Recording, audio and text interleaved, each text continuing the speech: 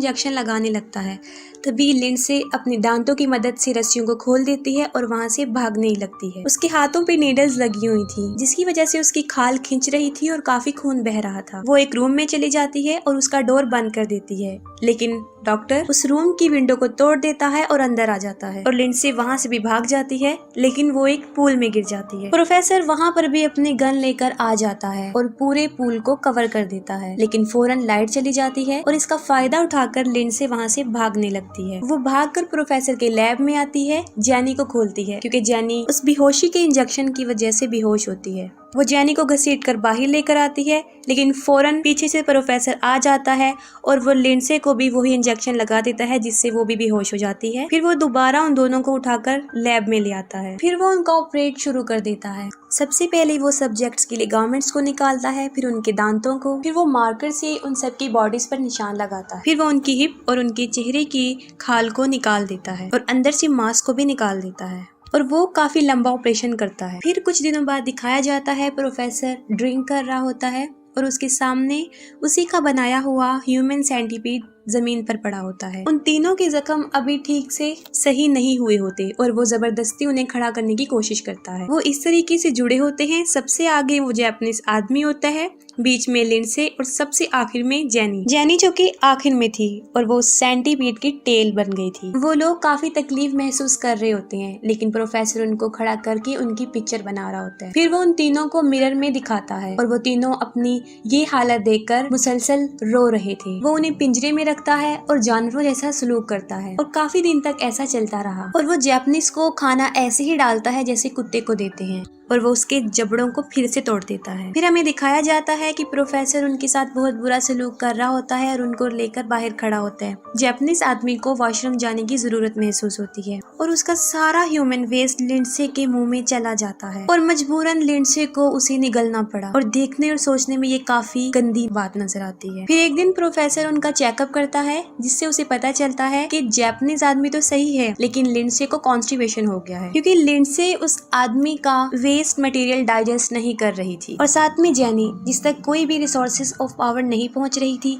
क्योंकि उसने खाना नहीं खाया था और वो कमजोर होती जा रही थी और उसके जख्म भी अभी तक ताजा थे। ऐसे लग रहा था कि अनकरीब वो मर जाएगी। प्रोफेसर जैनी की जगह चेंज करने का सोच रहा होता है कि अचानक दरवाजे पर नॉक होती है और वहाँ पर पुलिस ऑफिसर्स होते हैं। पुलिस वाले वहाँ पर जैनी और लिंडसे को ढूंढने आए थे, जो काफी दिन से गायब थी, और उनकी कार प्रोफेसर के घर से कुछ फासले पर थी। प्रोफेसर उनको बताता है कि वो एक डॉक्टर है और अपनी फील्ड में वो इतना बिजी रहता है कि उसे बाहर जाने का टाइम नहीं मिलता और वो उन लड़कियों के बारे में भी कुछ नहीं जानता। प्रोफेसर पुलिस ऑफिसर से पीने के लिए पूछता है, जिस पर वो कहते हैं कि हमने कॉफी पीनी है। वो कहता है कि नहीं, सिर्फ तुम लोगों को पानी मिलेगा, जिस पर पुलिस वाले मजीद उसे शक की निगाह से देखते हैं। फिर प्रोफेसर पानी में ड्रग मिलाकर ला रहा होता है। तब पुलिस वाला उसे बताता है कि किसी ने तुम्हारे घर से उन गायब लड़कियों की आवाजें सुनी है और तुम्हारी मर्सिडीज उस ट्रक के पास से मिली है, जिसका ड्राइवर भी काफी अरसे से गायब है। ये सुनकर वो जोर से चिल्लाने लगता है और उन्हें पानी पीने का कहता है, जिस पर वो गिलास को फेंक देते हैं। अब वो फिर टॉवल का बहाना बनाता है और जाकर वो इंजेक्शन लेने जाता है, जिससे कि वो उनको बेहोश कर सके, लेकिन इस बार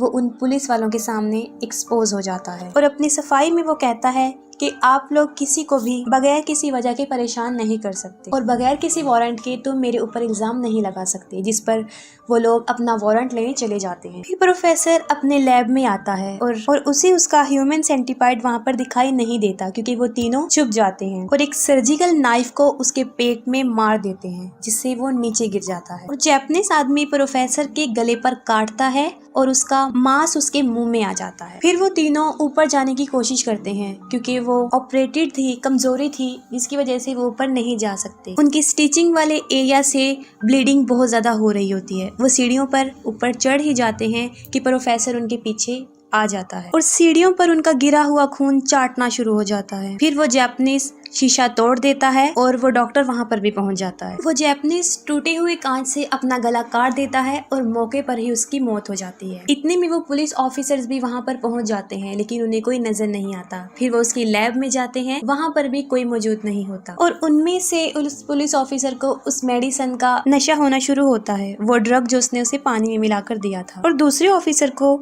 ढूंढने पर वो तीनों मिल जाते हैं, लेकिन उनकी हालत काफी बुरी होती है। फिर वो ऑफिसर पकड़ने प्रोफेसर के पास जाता है, जो कि एक पुल पर बैठा होता है और उसका दूसरा पुलिस ऑफिसर भी मारा गया होता है। फिर वो एक पुलिस ऑफिसर की पिस्टल से दूसरे की तरफ गोली मारता है और उसके बदले में दूसरा पुलिस ऑफिसर प्रोफेसर जोसेफ को भी, और दोनों मर जाते हैं। डॉक्टर जोसेफ के बनाए हुए ह्यूमन सेंटीपीड के अलावा वहाँ पर कुछ नहीं बचता। ये एक मैड डॉक्टर का घटिया सा एक्सपेरिमेंट था और मूवी एंड हो जाती। अगर आपको मूवी की एक्सप्लेनेशन पसंद आई हो तो काइंडली अपना फीडबैक कमेंट सेक्शन में जरूर बताइएगा।